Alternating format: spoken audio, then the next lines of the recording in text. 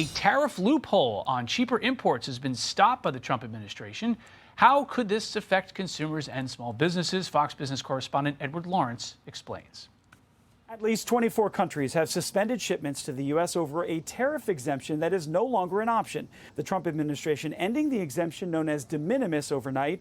It previously allowed shipments under $800 to enter the U.S. tax-free. This action is going to generate significant revenue for the United States, support American businesses. Customers and small businesses rely heavily on de minimis to buy items from overseas, often at a much lower cost than in the U.S. Now those shipments are subject to taxes that could range anywhere from 10 to 50% of the declared value, or for the next 6 months, a flat fee of $80 to $200 per package. That means customers who use retailers like Etsy, Amazon, and eBay could see prices rise. The reality is that on consumer goods, the tariffs are, relatively speaking, small. And if the price of the good isn't very high, you're not even going to realize it. The Trump administration says de minimis hurts U.S. companies and can allow illegal items such as fentanyl to be imported without more detailed customs inspection. What has happened with the de minimis threshold is it is allowing a flood of low value product into the country. And some of this product is turning out to be unsafe, non-compliant with existing mandatory standards in the United States, or even illegal. These small packages add up to big business. There were more than 1 billion packages imported last year. That's more than 4 million packages per day. At the White House, Edward Lawrence, Fox Business. Well, for more on this and the impact of tariffs on your wallet, let's bring in Unleash Prosperity Executive Director Tim Doescher and the National Taxpayers Union Executive Vice President Brandon Arnold. Gentlemen, thanks for joining us. Tim, I'll start with you. Is this a big deal, this de minimis ruling? Well, look, I mean, they're sticking to their messaging. This is a national security thing. This is drugs. This is our, future national security. That's what the White House is saying. But if you look a little bit, this is also $60 billion in goods that are skirting tariffs.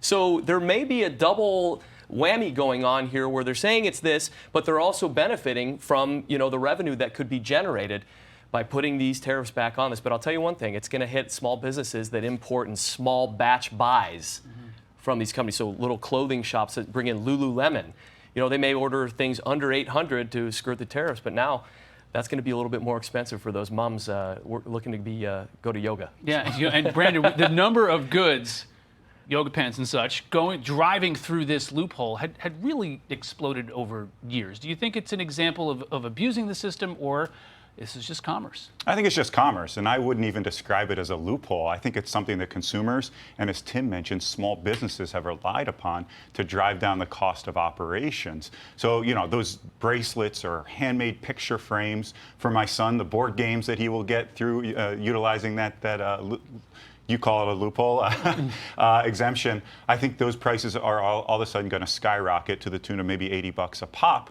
And then we're going to see less affordable items available to American consumers. Okay, we'll look at that. Take a look at this, too. Gas prices projected for Labor Day, lowest in 5 years. This is something President Trump ran on. We're at $3.15 a gallon about now.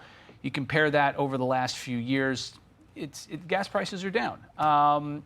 What does this mean for Labor Day weekend? What does this mean for the U.S. economy? Or can we expect gas prices to get even lower than this? Well, you're seeing record amounts of people, Rich, traveling this Labor Day because of that. Because when you go to the pump, you're seeing a big notice. And by the way, this is one of the big promises that President Trump campaigned on. So it's important to kind of put that in context that policy matters. And policy has shifted dramatically when it comes to our domestic oil and energy production.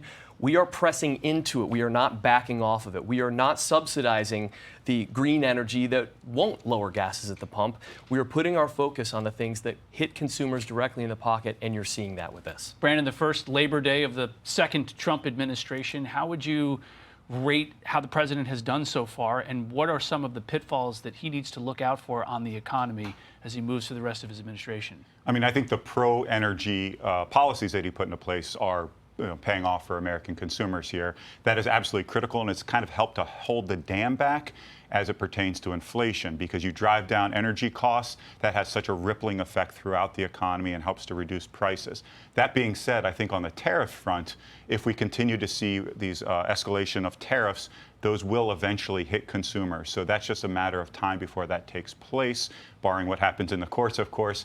But the pro-energy, the deregulatory policies absolutely having a positive impact on the economy. Tim, the White House has, in its words, supercharged artificial intelligence. There's a new study out of Stanford showing there is a 16% decline in employment for 22 to 25-year-olds thanks to artificial intelligence. Do you buy that, or is this something that the economy now has to deal with? I think in certain ways, I do buy that. Yeah, absolutely. AI is very helpful in ways that it wasn't before. But that just goes to an education thing, I believe. I think it's time for universities and for local schools to start making decisions for their students to how to implement them into this new economy that we're seeing rise out of AI. Look, AI is going to continue to develop. This is the biggest priority for our Mag 7 companies. Those are the ones that generate all of the AI forward progress that we're seeing.